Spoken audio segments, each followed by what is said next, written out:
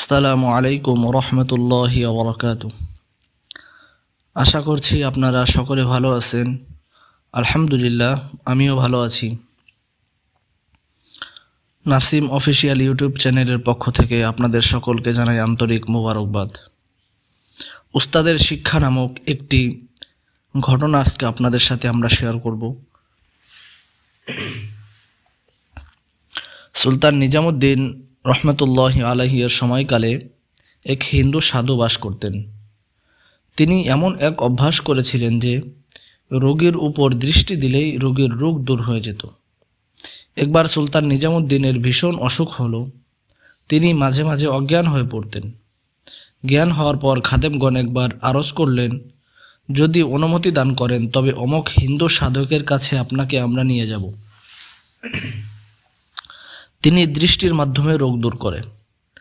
হজরত বললেন, সাবধান, এরূপ করবে না, তাহলে লোকদের ইমানি আকিদা নষ্ট হয়ে যাবে। কিন্তু পীরের প্রতি মুরিদদের মোহাব্বত থাকে ইশক পর্যায়ের।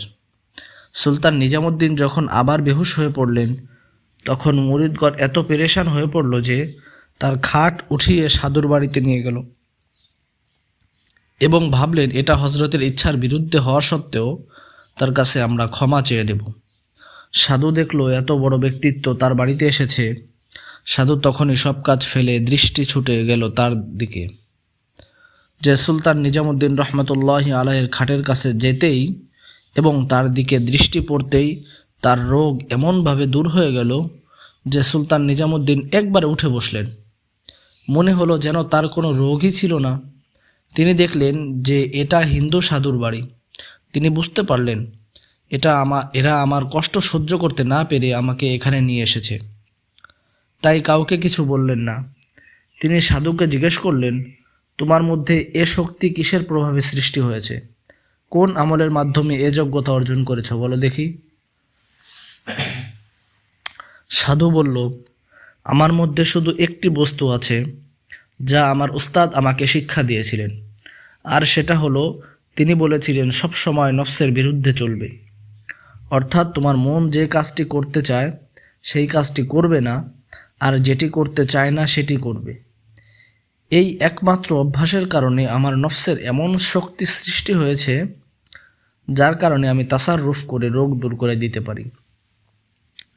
এ কথা শুনে হজরত সুলতান নিজামুদ্দিন জিজ্ঞেস করলেন, আচ্ছা বলো দেখি, তোমার কি মুসলমান হতে ইচ্ছা করে? সাধু বলল, না, মুসলমান হতে ইচ্ছা করে না। সুলতান নিজামুদ্দিন বললেন, তাহলে তোমার উস্তাদের শিক্ষার উপর আমল হলো না। সাধু ভাবনায় পড়ে গেল। এই কথা শুনে হজরত সুলতান নিজামুদ্দিন উপকারের বদলে উপকারীর জন্য দোয়া করতে লাগলেন, হে আল্লাহ, সে আমার উপকার করেছে, আমিও তার উপকার করতে চাই।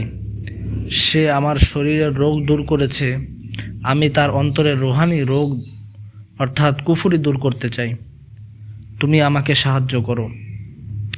সাধু একথা শোনার পর থেকে আর ঠিক থাকতে পারলেন না।